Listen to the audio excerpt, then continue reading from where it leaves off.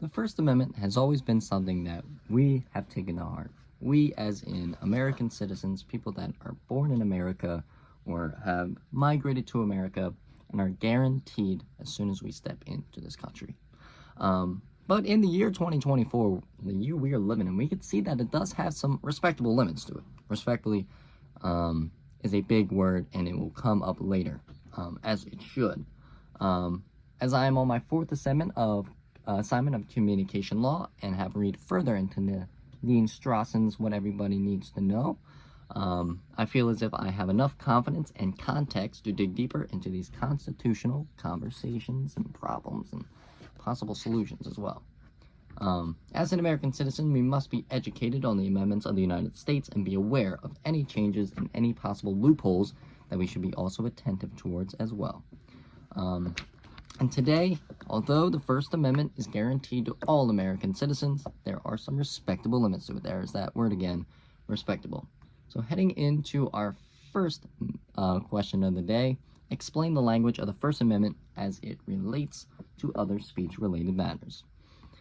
So for this one, the language of free speech can vary when it comes to different speech-related circumstances, such as when a speech being given can include hate speech, any other harmful circumstances that it may have.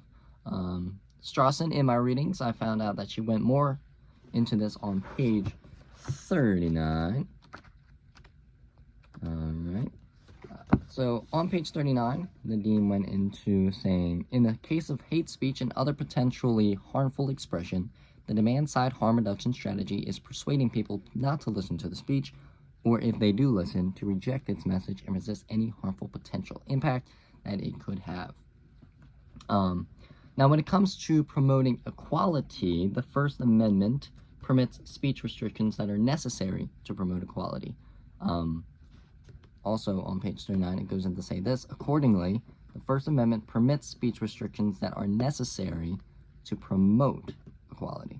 To illustrate the relationship between free speech and equality rights, this answer will focus on hate speech, more specifically. Heading into question number 2, explain the implicit rights of the First Amendment and why do you think these rights are considered implicit? The implicit rights and the freedom of speech are imperative. On page 91,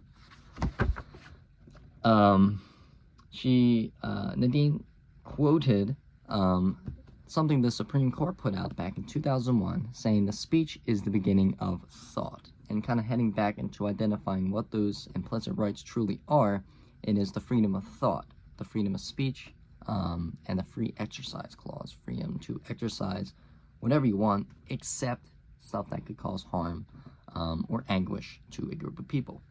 It's not 1984 here. There's not the thought police. We're able to think what we want to think. But when we act on it, that's a whole different story. Of course, everyone has the freedom to think and collect thoughts, but when those same thoughts turn into hateful and harmful tendencies, then that's when it can become a problem. And the word implicit, it truly means implied. Of course, everybody has the freedom to think what they want to think, but it only becomes a problem when those thoughts turn into anything that could be harmful towards anybody. And lastly, who is protected by the First Amendment? Who is not protected by the First Amendment?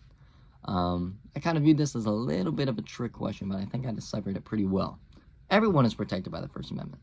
We learned that early on, but they only become unprotected if what they are saying becomes harmful and can cause anguish, like I said before.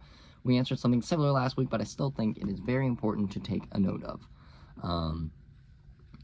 Everyone is guaranteed freedom, but it's only a matter of what they say and what they do that could cause their freedom of speech to be stripped away.